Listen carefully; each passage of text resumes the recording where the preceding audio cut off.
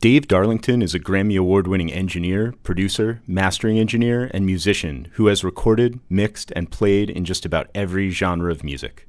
He's worked with the likes of Wayne Shorter, C+C Music Factory, Sting, Miles Davis, and composes music for film and television. Dave got his start in the late 70s New York music scene as a player and programmer, but quickly moved into engineering and production, working at studios like Secret Sound and Counterpoint. In this interview, Dave takes us through his journey to becoming an engineer, the joys and trials of running his own studio, Bass Hit, shares his recording ethos and inspiration, and gives some key advice on how to get ahead in the industry. This is part one of a two-part interview. When did you come to New York? I moved to New York in 77. Son of Sam, Billy Martin, Reggie. Nice. All that. Wow. Saturday Night Fever. Saturday Night Fever. Right. I was actually playing in Bermuda where Robert Stigwood lives when that album hit. So everybody was like, that's Stigwood from that estate up on the hill, on the island. He had his own island, actually, in the archipelago of Bermuda.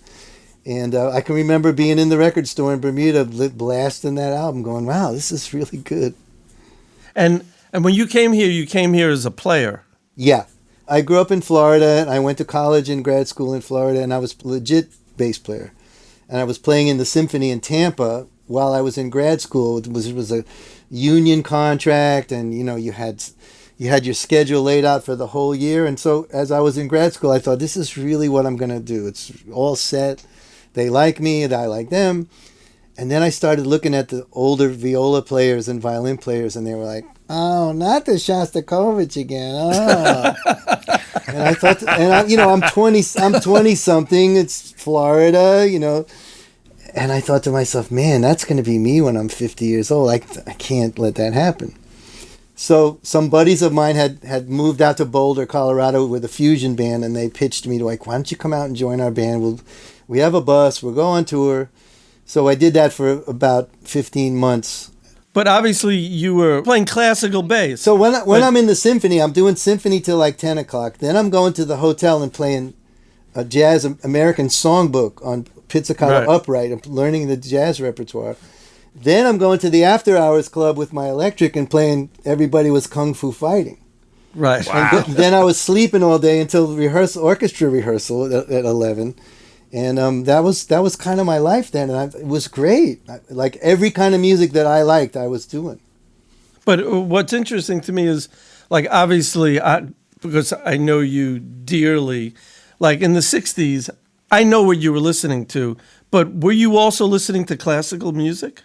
Well, when I was in college and learning classical music, that's when I really caught fire with that. It wasn't so much like listening to it, but just learning how to do it. When you're a bass student, you're playing like the Bach cello suites and stuff like that, and you're learning the orchestral parts from, Beethoven symphonies and stuff like that. So it was inspiring, really inspiring stuff. But my true love was, rock and roll on electric and jazz, and these are the years when jazz became electric.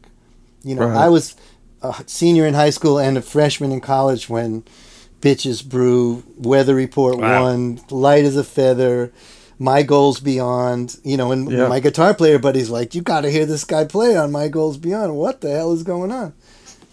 So all that stuff from a garage band point of view, that stuff exploded our heads. Like, wow, listen to this, I want to play like those guys. What do I have to do to learn how to play like those guys? There wasn't so much jazz education back then like there is now. Right. There was Berkeley and there was North Texas State, but it wasn't a thing like you go to North Texas State to learn how to play bass. You learn how to play bass by hitting the street with your, Robin Gould and I, your friend Robin Gould, we were in a band in college together. Yeah, man. And he moved to New York a couple of years before me and going, it's great. He was playing in that show, and that Broadway show, what was Oh Calcutta. He was the drummer in Oh Calcutta. And he's, we were in touch, and he was saying, it's great here, man. Why don't you come up and, do your thing? So. Wow. So he kind of encouraged you to come up? No, we just were in touch. Every once in a while you would speak to each other, and I go, well, Robin's doing fine in New York. It wasn't so scary. I didn't really know many people when I got here. I just, took a room off the bulletin board and started calling people in the back of the Village Voice. Bass player wanted, must sing background vocals. Wow. Oh, Yeah. sure. Just always say yes. Do you sing? Oh, yeah. And how long after you got here and were playing did you start making your move into this new world? So I had a really nice old pre-war apartment, spacious enough. It had a spare bedroom, and it had the big thick walls from the pre-war building. So I had a little rehearsal / synth drum machine set up there, and so I bought a Tascam 8-track. Now I'm still really a bass player, but if you bring over your board, I have a drum machine and a tape machine. So I partnered up with my friend Rusty, who had a big Tascam board with bus outs. And we set up a little demo making studio. We would record our rehearsals and stuff. And I started making singer demos and stuff. Band demos, like really low rent, but fun. Learning how it worked, learning how to route. I kind of knew how to route things from the PA world, doing gigs. But that was really the beginning of record making, of like, right. I want to sing that song, that Tina Turner song, What's Love Got to Do with It? So you listen, okay, boo boo boo boo boo boo boo boo. Oh, I can get that sound, and it's just a simple beat. I can program that. I had an Oberheim DX drum machine. Wow. Yeah. So I made a demo for a group called Character, who got signed to Motown at the time, even though they were a white group. And they hated the production. They were like, Dave, we love the demo way more than what they did to our record. So next time you're coming with us, which I did. Wow. And that was at Secret Sound. I'm sure you both know Secret sure. Sound on 24th. And that's where I met the staff. So they had a little MIDI room down at the bottom with a TAC Scorpion and an Otari and a Kurzweil. That was pretty much the setup. And I think they had an SP12. And the guy who ran that was named Andy Marvel, but he wanted to go out to the beach on the weekends. So, hey, Dave, if you can learn this room, if I have a gig on the weekend, you can cover for me so I can get out to Fire Island. Like, bet, of course I'm going to do it. So I did that for one summer. I'm going to say that's the summer of '84, maybe something around there. I've been playing around town for 6 or 7 years. I knew a lot of cats. I did a lot of jingles. I was on the call list a little bit, but not sustainable really for a living. I was still doing club dates and nightclubs and stuff. Anyway, the manager of Secret Sound was Danny Weiss, who you both probably know. He's now at Shawnee Records. I'm coming into Secret Sound one Saturday to knock around with the Kurzweil and try to figure out the menus in the Kurzweil. And Danny's coming downstairs. He goes, Dave, what are you doing right now? I said, I'm just going to putz around downstairs and get to know it a little better. He goes, I'm going to a new studio to get interviewed as the studio manager, and they need a guy for their room. Why don't you come with me? So that turned out to be Counterpoint Studios on 7th Avenue. And Jerry Ragavoy, who I didn't know about but met, and he had Performer 1.3 or 4 or 5 somewhere there with the Mac, all-in-one Mac. It's a smiling Mac. And he said, it was a Friday. I clearly remember he said, if you want to learn the room and stay over the weekend and learn the software, you got to be able to run the software. We have a gig on Monday. So I did. I didn't go home for the whole 2 days, and I learned Performer. I had known Steinberg. I was on Steinberg on the Atari at that point. Wow. And what year is this? This is 86, I would say. Wow. Something like that. So he came in Sunday. I showed him I could route everything. Here's how to do the tape. They wouldn't let you do the alignment, the young guys. The guy who did the alignment was Will Schillinger, our buddy from Get out of here, really? He was Ragavoy's tech. Will taught me a lot of stuff about that, right after this point. But Ragavoy said, you got the job, $10 an hour.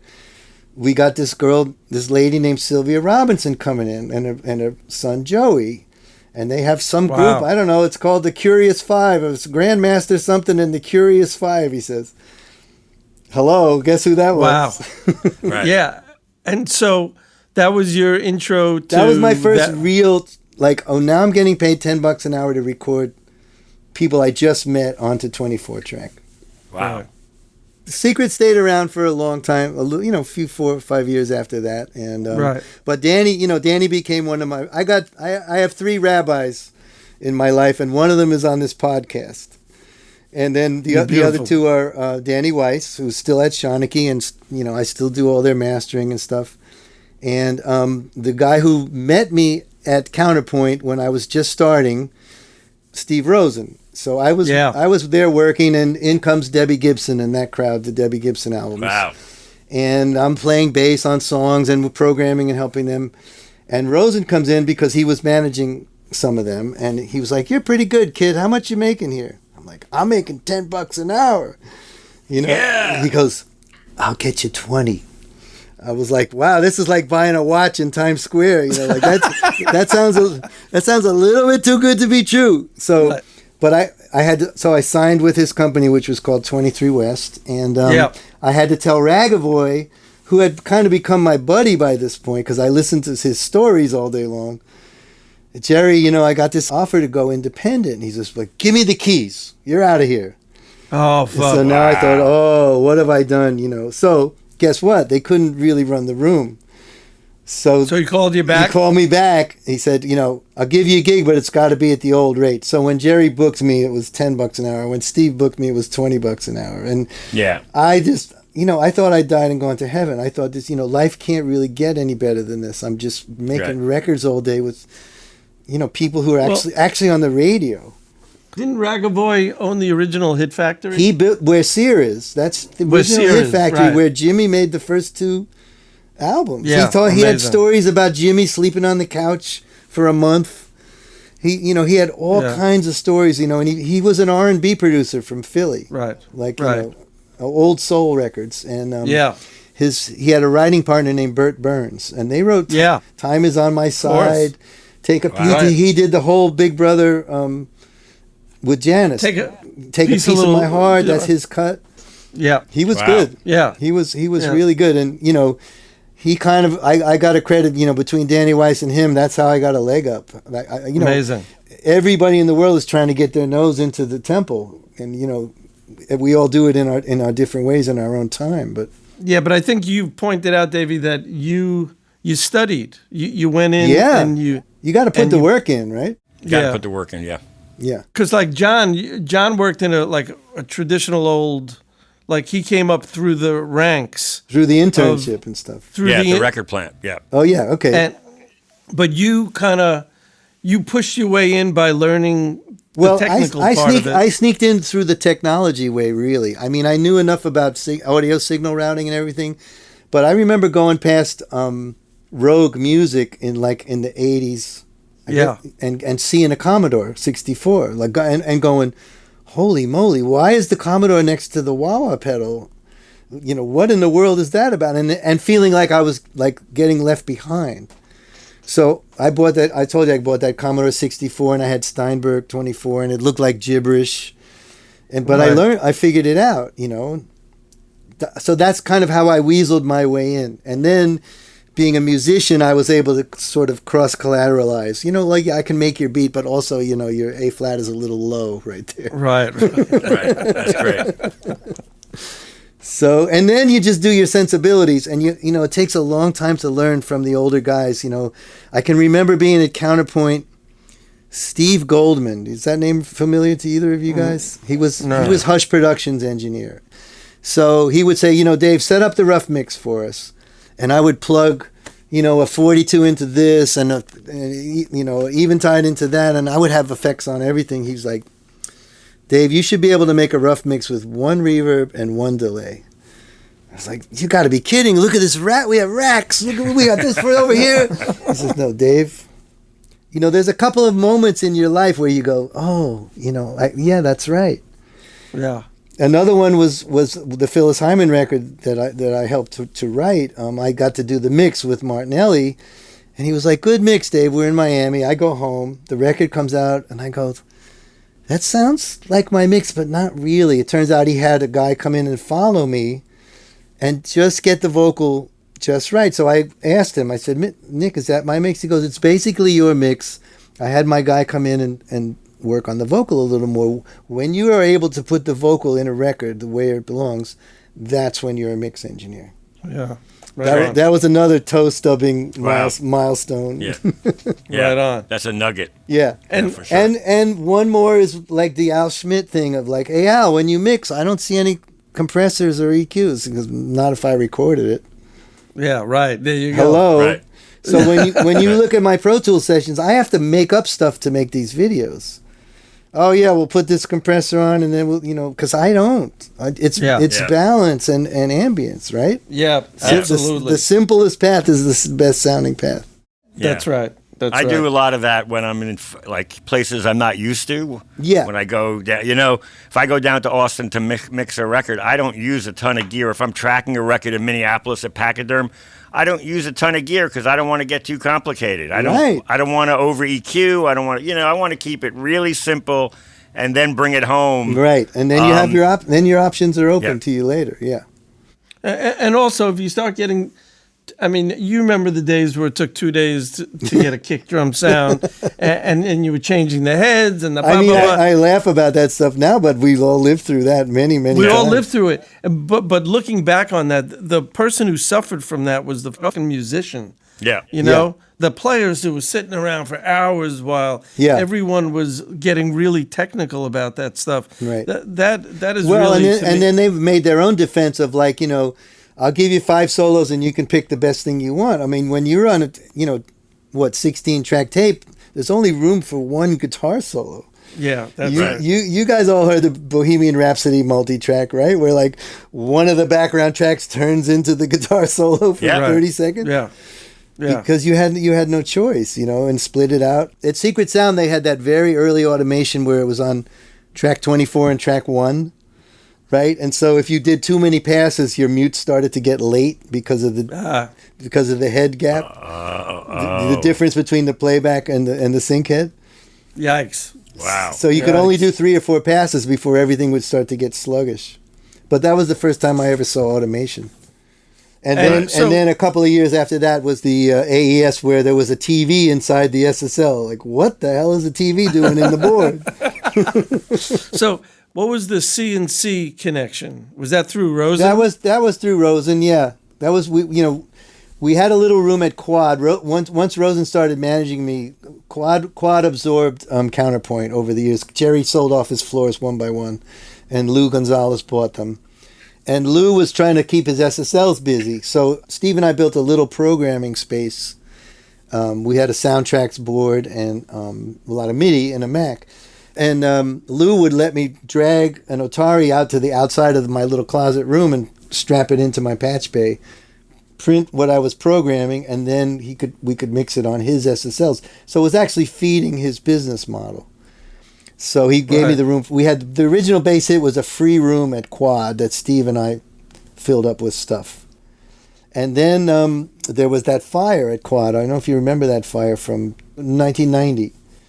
And I was on our floor. Nobody knows how it started or why. Nobody got hurt, but the floor was ruined. And Lou was like, you can build it again. And Steve said, we have office space by us in the Masonic building. Why don't we really build a place? So we took out a loan and we hired, acousticians. Richard Alderson, who, as an engineer, was instrumental in designing the sound of that old bass hit room, Stu the Blue one, where we mixed Curtis. So you did CNC there? Yeah, well, CNC was working all over the city, and I didn't do everything on CNC. I was one of a band of engineers. When the record came out, it blew up unexpectedly, and they needed somebody to go on the road with them and keep track of all the MIDI gear and all the sample playback and everything, and play some parts, like cover 2 gigs and get 1 salary, basically. But it was a world tour. I got to go to Asia and South America and Central America. It was a really fun tour, and the music was fun. They came back from that, and they went on the MTV tour with Paul Abdul on a bus. From Buffalo to Toronto to Saskatchewan. That's when I stepped off that train.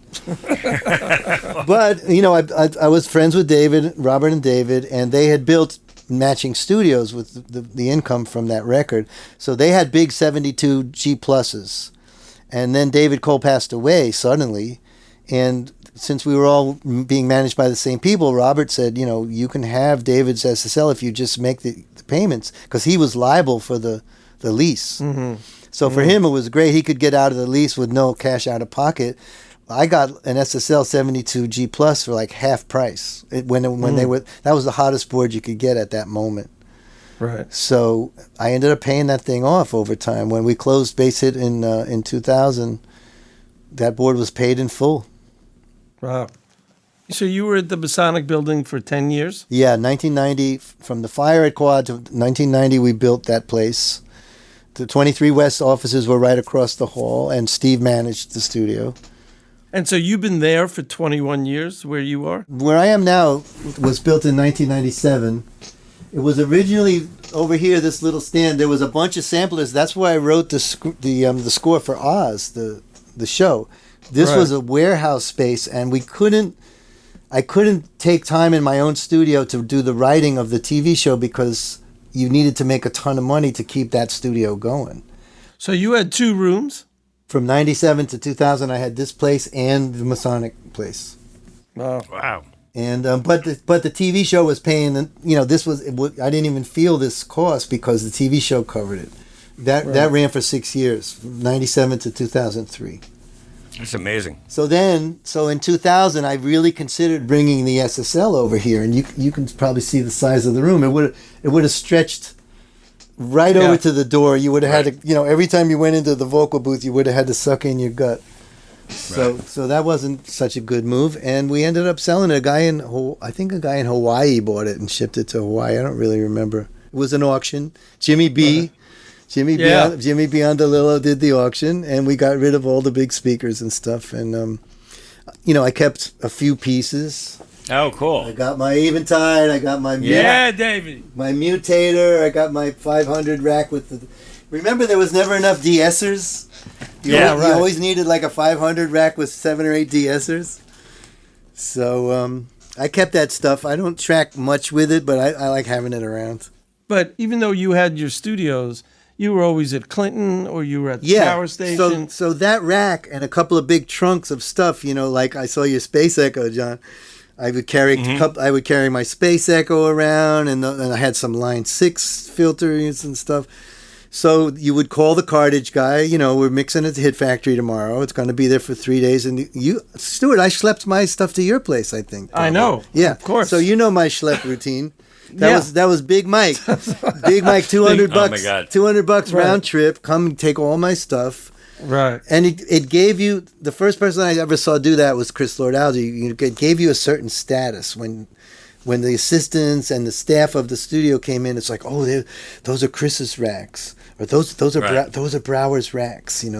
So if you had racks, even though you made the same sound you made the day before yesterday, you were already up a couple of rungs. Yeah. Right.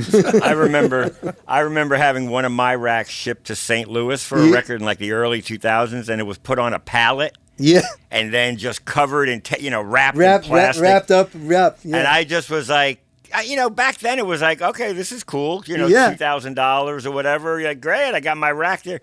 And then, you fast forward 10 years later, it's like, there's no fucking way we can afford to send my shit. Right, exactly. Even if you love that stuff and it would be unique to the record, there's no budgets for that anymore. Yeah. When I got my rig here at home, I literally just put up a bunch of my sessions from other places and figured out what plugins I was using and then just bought all those. Right. Because those are the ones I liked. So even if you amass a lot of them, you find yourself going to the same ones every time. Yeah, because here's one of my tenets since we're on a Gear Club podcast. It's like, it's not really about the plugins, is it? You're trying to get a job done, engaging something on the console. It's not really about this is the greatest EQ ever. You're trying to get something done to serve the music, to serve the song, to serve the audience of that music. Right. If it's hip hop, it's got to bang your head. If it's jazz, it's got to sound tactile. If it's rock, it's got to blend together. You know what I mean? You're serving the artist and the song and the label, but you're really serving the audience. So, people ask me all the time, like, what do you use to EQ your kick drum? I'm like, I don't know. It's like whatever it needs at that time that's going to get me past EQing the kick drum, because that's not what I really want to do. Right. I want to make the song have some emotional content. and come out the way they had envisioned it when they started, or That's such a great point. when they gave it to me. You want to get beyond EQing the kick drum so you can get to the music. Yeah, Right. yeah. Right. It's like like woodworking or something. That guy's not going, should I use the 3/4 inch chisel? No, maybe I'll use the 1/2 inch. No, he's going tap, tap, tap, tap, and making furniture. Right? That's what we're doing. Yeah. So, of course you have your favorites and you have your ones you're comfortable with, and the interface works well for you, and you start storing your presets and all that. Of course. I'm not saying that we don't use them and we don't ponder them and give them the right thought and consideration. We're not just we're not phoning it in, but it's not about the toolbox. Yeah. That's not that's not what floats my boat. Yeah. Right. Even though the toolbox is the thing that kind of, you use it as a creative palette to get going. Sure. It's like Herbie with the Fazioli. That's his piano, or somebody on a Steinway. That, of course, the great tools makes great workmanship and everything. And because you've worked in all these different genres, which is kind of amazing to me. I find that the only way to keep happy and sane is to not do the same thing over and over and over. Right. So one day you could be doing a hip hop record. The next day you're working with Wayne Shorter. Today I was doing children's music for Audible. There you go. Nice. And it was cool. We had these kids come in, and it's a little bit like herding cats. But okay, Faye, would you like to go in and say your lines? And then they say the cutest thing, and you go, that's gonna work. That'll be good for the dinosaur voice. Right. But and then you have Wayne Shorter fixing his reed and playing licks, and the producer goes, record everything he's doing. It's a broad spectrum, but it's all under the same tent. Yeah. A couple of years ago, I asked you to do something, and you couldn't do it. It was like something at either Power Station or somewhere, and you said to me, "Man, I just want to come back to my room," And this is it. This is after years of tracking in big rooms. It's interesting. I used to always go, why would you only want to mix? It's so much fun tracking. Why would you only want to master? It's so much fun mixing. But first of all, you get older and you get a bigger skill set. I kind of like, if I could stay home and master 3-4 days a week and put my feet up, I wouldn't be mad. And there's also missing nowadays in the studio business that sense of client services.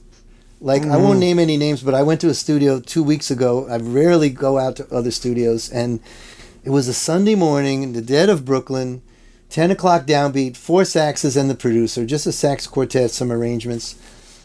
And they weren't even set up at 9. The downbeat was 10. We're standing outside the locked studio at 9 a.m. in the wilds of Brooklyn, no coffee. And the guy waltzes in. I'm like, he said, oh, no, it's, we're set up. I haven't scratched the mics yet, but, we just have to do the headphones and scratch the mics. Okay, so first he does the headphones.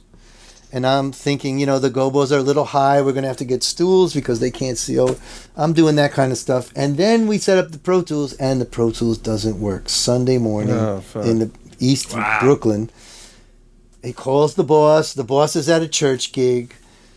He starts cannibalizing the B room. Oh, let me bring in the interface from the B room. And I'm thinking, we know this. We know how that story goes. Right. That's not okay. So I'll bring in the computer too, and the interface and the patch bay, and it's a MADI system. So at 11:30 we go. Okay, we're going back to bass hit. And the reason we weren't originally at bass hit is because we thought with the larger space, the air around the saxes, we ended up stuffing them in my room, and they loved it. Right. My original point was that sense of when you used to walk into Power Station or Record Plant or Hit Factory, it was ready. You sent in your setup. They told you, oh well, our TLM is broken, but we can do this. You knew ahead of time what to expect, and you walked in and an hour before the downbeat, everything was scratched. All the headphones were working. You could go play back a tape and set up headphone mixes for everybody, and you just had that feeling of like, these guys really care about me and my record and my client. I don't find that so much anymore. I don't dig it. I don't know if you guys feel the same way. I mean, depends on the place, of course. It depends on it depends on the place. for sure. But there is something, like a lot of the dates I've been doing recently are like they're AF of M dates, right? Yeah. So you can't fuck around with that. No, it's time. X amount of hours and a 15-minute break and overtime. 20 possible 20. Yeah, right. If it's a 10 o'clock downbeat, you need to be in record at 10 o'clock. Absolutely. In record, not even getting sounds. In record. That's right. That's right. I mean, that's how we all came up, and the budgets were bigger, but they weren't necessarily less tight. You still had to worry about what you were spending your money on, and wasting studio time was really not one of those things. Right. And then after you become a studio owner, you're really sensitive. Having the bass hit in the Masonic building, especially with those kind of DJs, snooty DJ types, if they didn't like what was going on, they would just go up somewhere else, Axis or someplace. So you really had to like kowtow and go, please, I hope everything's going good. Do you need, what kind of coffee do you like? But just that general preparedness and the feeling, from the assistant of like, I hear a crackle. Like you don't saunter out and see if you can figure out. You run out there. Right. With a new cable that you thought ahead to bring with you out there, and mute the fader and change the cable. Let's go. Come on. But at Bass Hit, you had great kids working for you, right? Yeah. You had super kids. These kids were like, they'd be like biting their fucking nails. I didn't try to make them nervous. I wasn't. No, but they were on the case. Yeah, they were on the case. Because at that time, 90 to 2000, there was a lot of kids coming out of those new recording schools, right, looking for. There was like a plethora of interns and people wanting to come in, and it's like, okay, we gave everyone who came in the same speech. For the first 4 weeks, you're just getting $20 a day for lunch money, and then when we're done, you help clean up, and if the assistant feels like it, you can ask him some questions if he would let you. Right. But and you don't speak unless you're spoken to, and the guys who would say, I don't think that clap should go on the beat. You're out, right? You're out. You're out. You're not making I love that. Yeah, so we did have a good staff because they would stick. They would enjoy the gigs we were working on. I would try to show them stuff whenever I could, and some of them went on to be, bigger guys than you can imagine. One of our assistants ended up being Michael Jackson's engineer for a while. Dexter Simmons, and right, making a lot of Dark Child records with Rodney Jerkins. He became a big time R&B engineer. Right. On that G+. He learned on my G+, but he ended up being a VR guy. That was nice. I was just going to say, with the interns, I've always said to them over the years, listen, watch, do not talk. Like, that's how you learn everything. Because if you're watching and you're listening, you're figuring out what's going on, and then, after the session, you could ask a question. Of course. But like, not during the session, just look and listen. And I've even like pointed to kids and said, "Why are you on your phone?" Oh, no, nowadays everybody's scrolling. Yeah. But I'm like, why are you on your phone? You should pay attention to what's going on here. Even the guy, like, this happens at the places we're still working at, Stu, you and I, like there's the one guy, your assistant, and there's the other guy who's running Pro Tools and taking session notes. Right. And you're doing That's your thing right. on the board, and you look over and there's no notes being taken, and he's scrolling on Facebook. It's like, dude, Yeah. if it's really that boring, well, let's get somebody who cares about it. Yeah. Right. Right on. Yeah. So, and that what your audience is here with this Gear Club podcast is the people who, like us, are that passionate about it. Not because they were told to be passionate. That's just part of our DNA. This is, gear is gear, and making records is like the most fun you can have anywhere, really. Yeah. So we're on Gear Club. We all know, we all have studios. We've all, we're really into it. We spent fucking shitloads of money buying this stuff, but it's really about getting beyond the gear to making something that at the end of the day sounds great to you. And that's really what it's about. And you know what? Well, we all learn from each other. Like, you sent me a text message the other day, like, oh, you taught me everything. I feel the same way about you, because we all have different skill sets, and when we get on a project together, you just absorb from everybody. I mean, everybody that I've ever worked with, has contributed something to my toolkit. And so I was on a date last week, and a big kind of orchestral date. I don't remember how your name came up, but it came up, and then there's like in the lounge, there's like 25 people, and one at a time, everyone went, Davey D, you know Davey D, Davey D, Davey D. I've been, yeah, man, he did my record, he's a cool cat. And I went, that's it, I'm nothing here. I actually heard about that from some of the horn players, actually. Really? He says, yeah, I was at some gig the other day and everybody was talking about you. I'm like, really? And then you told me about it. I said, it's got to be, all the 802 guys, right? All the Broadway guys. That's so funny. It's really fun. I mean, because you get a little reputation in the jazz world of having an affinity for the actual guys that blow the horns. And you think about it, it's like guitar players. Like, these guys have been blowing the horn for 30, 40 years. It's all they do. Yeah. Their tone... And their tone on the record is the only thing in life that matters to them, right? So if you're sensitive to that and you show some camaraderie with that, yeah, man, we're gonna work on your sax and we'll get it right and we'll get it just how you want it and everything. They're like, oh, this guy gets it, because that's all I do is worry about my tone all day. Right. And the guitar players are kind of like that too. Bass players in general, right? Not so much piano players, but certainly those monophonic guys are really into the sound of their instrument. Meanwhile, they're standing on the wrong side of it, but that's another story. Right. That's not your sound, man. Your sound is over here. Right. But I love those guys, because they push me too. Randy Brecker's like, get the nose out. You got to get that nose out. Like I'm notching like 2 octaves out of the top. That's it. There I am. You find it. You find it with those guys, and then they go, oh yeah, you get it. But you would walk from that world into Louis Vega or and you learn a lot from those guys too. They're musical, but they're not musicians. They don't know. Right. They don't know A flat from B flat, but they know the record library. They know the history of their genre. They could pull out a breakbeat from anywhere, and their sensibilities. That big bombastic bottom end in those club records. When you bring that to jazz, those guys go, "Wow, man, the bass and drum sound amazing. How did you do it? I can taste the cymbals." They go. That's because no matter how loud I would put the drums, Kenny the first thing he would do would push the drum group fader, like more drums. Okay, right. That's your sensibility. I get it. Right. But cross pollinate that stuff. Bring that tactile quality of real instruments into the club world, so the piano sounds like a real piano, like a nicely recorded piano. And tell us a little bit about your Beatles collection.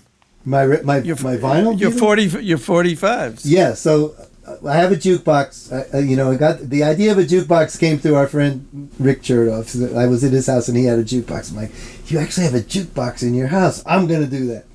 So I bought an old Seaberg, and then it's like, well, what should I fill these with? So I started buying 45s on eBay. And then I realized, like, all the famous first pressings, you can find them on eBay. Like, I Want to Hold Your Hand, and guys who are into that, they know whether it was pressed in Scranton or Memphis. There were presses around the country. Oh, this is the first pressing from Scranton because blah, blah, blah. So I have first edition pressings and slip covers for all the American Beatle singles releases with, mint condition picture sleeves. Wow. So just to be a completist, I like collecting that stuff. Those are not in the jukebox. Those are in protective slipcases. Yeah. But my jukebox is very cool, man. Beatles, Stones, Who, Beach Boys, Birds. That fills up the first 2/3, and then you got to have Shirley Bassey, Goldfinger. You got to have Hello Mudda, Hello Fada. Right. You got to have Roy Orbison, Pretty Woman. The jukebox record, the all-time classic, Little Black Egg. Right. Yeah, it's amazing. It's fun, man. One Christmas was my gift from my parents was a record player. I was probably 7 or 8, around that, 2nd or 3rd grade. They gave me about 4 or 5 45s. One of them was Walk Like a Man. The Essex, Easier Said Than Done, whatever era that was, all the hits from then, and man, I just used to watch the label going around, the Dot Records label with the rainbow, and the RCA with the dog, and you listen to the song, and when the song was over, you put the needle back on the beginning, because the song made you feel so happy. Right. Which is a kind of a mixer thing, you get to the end of your mix and you go, do I want to hear that song again? Yes or no? Right. Right. And if it's yes, then you're done. Kinda. Yeah. And if it's no, then you got work to do. Yeah. And speaking of that, so you do a lot of mixing. I mean, both you and John get stuff sent to you that you don't. Are you vetting what you're getting, or it just comes and you go, I'm going to make it as good as I can make it? Yeah, it depends. It comes from all different places. A lot of stuff in Europe is recorded in really nice studios. But the thing that's going on now is, like, I got a session the other day, and I'm teasing the guys. They're Norwegian, and they use 5 mics on the upright bass. And I emailed them. I said, yeah, that reminds me of... You ever seen that picture with John Coltrane playing on the 5 mics? He answered me back. He said, no, I never saw it. Can you send it to me? I said, no, I haven't seen it either. You need 5 fucking microphones to record an upright bass? There's something wrong. Yeah. The room and the XY and the upper and the lower end. Right. It's like, come on, man. We're making records here. We're not looking through insect eyes at this stuff. And at the end of the day, you're folding it all down to earbuds. Yeah. Most people, when they say, hey, you want to hear my new song, they go like this. They put the iPhone up to their ear, their ear. Yeah. It's coming out of the 2 little holes at the bottom of your iPhone. But But I learned to mix from Stuart. I got to tell you that. Yeah. Stuart would get the mix up in like 30 minutes, and it would sound like records, man. I'm like, how do you do that so fast? That's it. It's called lack of knowledge. No, it's called feel. It's called well, that's the thing. It might be lack of knowledge, but it's massive feel. Right. That's very hard to teach, and we are all of a certain age where we came up through those great pop years. I was a little too young for Elvis, but older kids that I knew around had the Elvis 45s. And I remember Hound Dog being on the radio, but I'm a British Invasion kid, and then the birth of Fusion kid, like Zeppelin and Yes came out in '69. I saw them both live at that time. Fuck. I saw Hendrix at Miami Pop, and it sounded just like the records. Those were records of them playing. That's what what those records were. Exactly. And so we had really the best education because that was pop culture. That was you had to know about Are You Experienced and Pet Sounds and Abbey Road and all that stuff. It was the conversation of the day, right? Absolutely. When the White Album came out, I don't like that side. I love this other side. Right. Do you guys remember Songs in the Key of Life coming out? You had to wait at the record store then that summer. Oh yeah. And then it finally came out, and every song was a hit. That was that the one after Innovisions? Yeah, that was the one that was late. The double album that was very, very late, and Berry Gordy was going to cancel the contract and and then it came out with all those songs, and it was just killing. I remember going to the record store like the release day. I don't think it was Fridays back then. It's Fridays now. Yeah. But I think it was like a Tuesday or a Wednesday. And I just remember in the summer, I'd be there at like 10 o'clock waiting for the store to open to see what, was crazy. And there was no internet. I didn't know it was coming out, but I was just like flip through. Flipping, looking at the back. So, look who's playing on this. Oh, wow, Also, it's like the batting average of great records. I mean, now records come out. But that's the filtration system of the labels. Say what you want about labels, but you had to be a certain quality to get even through even into the demo stage. Yeah. Now, anybody with GarageBand can make a beat and have a sing. Yeah. Right. Not that that's necessarily bad, but there's no filter. The filters are the tastemakers, what do they call them? The influencers. Right. And most of my clients ask me, instead of asking me like what label should I play this for, they ask me like, do you know any of the influencers at Spotify? What playlist should I get this on? Right. That's their concern. Right. That's the retail concern right now, which is a very, very difficult era for us all to be in. Yeah. Well, not to be nostalgic, but that batting average thing was, I mean, you could trust going to the record store and knowing you take your allowance. Yeah. So, something new came out, you didn't know what it was, and you can pretty much trust that at least it was going to be good. It might not have been The your best taste. album ever, right? But Right. But I just don't see that happening these days. no, And- it's a different way. But I mean, you would buy a Sly record because you knew one song on it, and then you'd get turned on to all those other cool songs. Right. Because you listened to both sides of the album, just in case there was something good. You didn't. Yeah. You didn't only play side A. In my early years, you played both sides all the way to the end. Yeah. Yeah. Right. Hey, how do you feel about like for example this new thing, the new the remixing of All Things Must Pass and the extra tracks and all that? Do you have any opinions about that? Well, I'm just curious. I was friends with Emmerich on Facebook. I didn't know him personally, but I would always get in his chats with him and stuff. And he hated. He didn't hate Giles, but he hated those reissues, even from Anthology. It's Yeah. like Right. he's like that. He actually told me, he said that chiaroscuro was on purpose, like the hiding of some stuff. If you really start pulling the beat, what Beatles track was? I wish I could remember off the top of my head, but there's some wacky John Lennon strumming that's completely out of whack. But if it wasn't there, Right. ooh, I need your love. It might be that one. 8 days Yeah. a week. It might be that.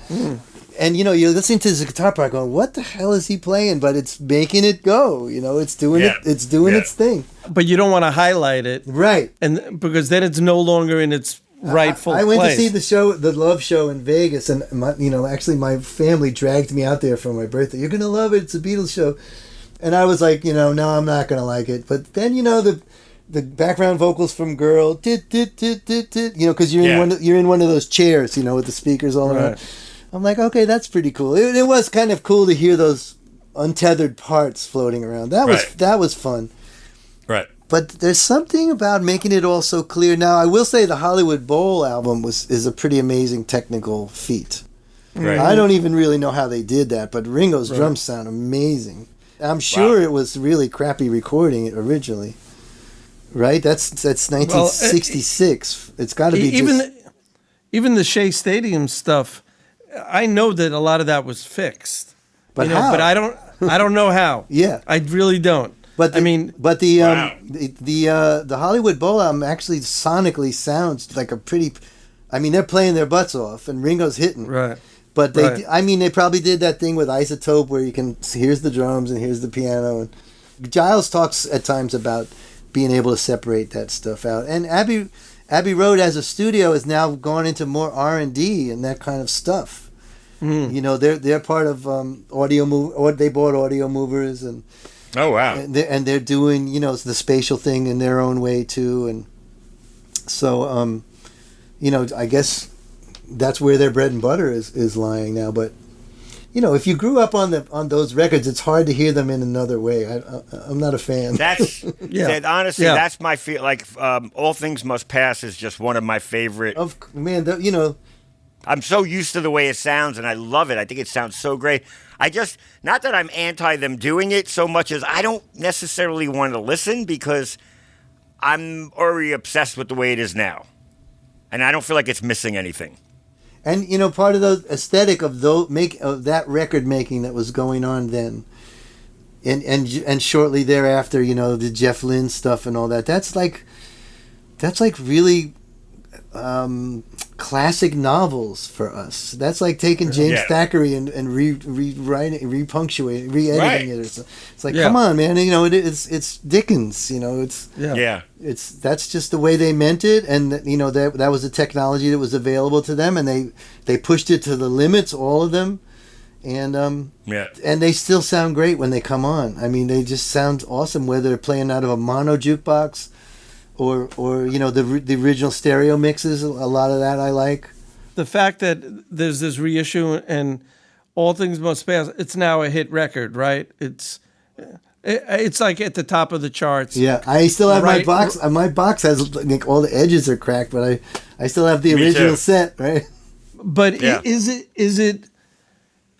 it giving the youth a chance to hear it? Like, had it not come back out? Yeah, there is that point that it's hitting a whole new audience that wasn't even alive then. And they get to it wasn't one of the big Beatle records that everybody knows so much. I'm booked to do a box set for Sony Legacy, the Miles Davis oeuvre from the 80s, the end of his life. It's going to be a virtual box set, only in the cloud. They're going to do They're going to do a double vinyl, so the double vinyl will be physical, but the box set will not be physical. Wow, that's so they're going to market it as a box set, but stream only. And that's the only way they could get the budget through, A&R admin, was to say, okay, we're not going to press, $100,000 worth of box sets to store in the warehouse. Right.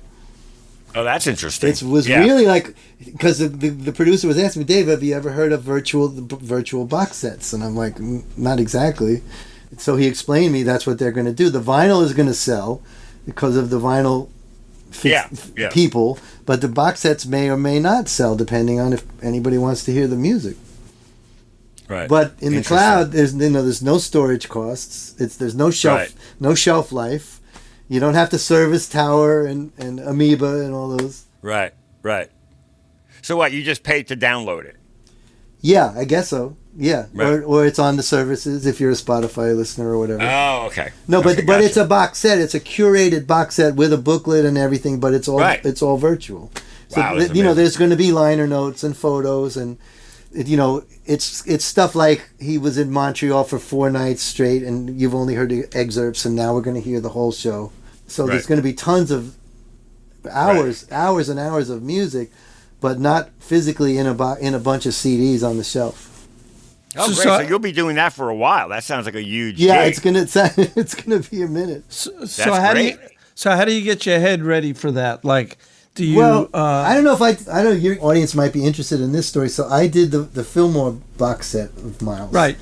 So that's Chick Corea and Keith Jarrett. Keith Jarrett was playing a Fender Chroma, and Chick was playing a Rhodes. And they both had wah-wah pedals and fuzzes, right? So there's all these electronic squeaks and squonks. It was an 8-track from the truck. And so keyboard 1, I panned it left. Drums, audience, Miles. Keyboard 2, I pan it right. And I'm here with the Miles Davis estate and the head of Sony and everybody, all things Miles, and nobody said a word about Chick Corea being on the left and Keith Jarrett on the right. We put the box set out. The president of Sony Japan goes, I have a call from a customer who's very angry because all the historical photos show Keith Jarrett on the left and Chick on the right. Do you have the phone number for Dave Darlington? You should just tell the guy to turn around. Well, that's what I was saying. I say, can't we just flip the master over on the second pressing? Or, the reason we couldn't is because the geniuses that were working with me, who are very smart people, wrote liner notes that said, listen to what Keith is doing on the left side, on the right side. So there was actually a thread for a while of, does anybody know how to find Dave Darlington? He completely fucked this up. There was they were outside of my studio with torches. And I never even thought about like how they would set up historically. So I'm going to be very hyper aware of that on this one. I mean, the interesting thing is on those shows is like the horn players just wander around the stage. So they're moving. So the solo would start like, it's here on fader 7. Oh, it's over here on 9. Wait a minute, where's he going now? Wow. So that was fun to chase them around. Amazing. So look, Davey, it's like I know we've been talking about trying to get you for a long time. Oh man, I'm so glad, guys. I love you both. And would you do a part 2 with us? I'd absolutely do a part 2. Let's do that. We haven't covered everything yet, have we? We have not. Right. Got a question for Dave? We'll be taking viewer questions ahead of our second interview. So head to our Instagram or Facebook page at Gear Club Podcast and drop us a line with your mixing, production, recording, and industry questions for Dave Darlington. Me and Stewie want to thank all you Gear Clubbers for listening to this crazy podcast we do. If you can, leave a review on iTunes. It really makes a difference. And don't be shy. We love hearing from you guys on the social media at Gear Club Podcast. Don't forget to go to gearclubpodcast.com for Spotify playlists, links and photos for the episodes, and my favorite hot sauce of the month.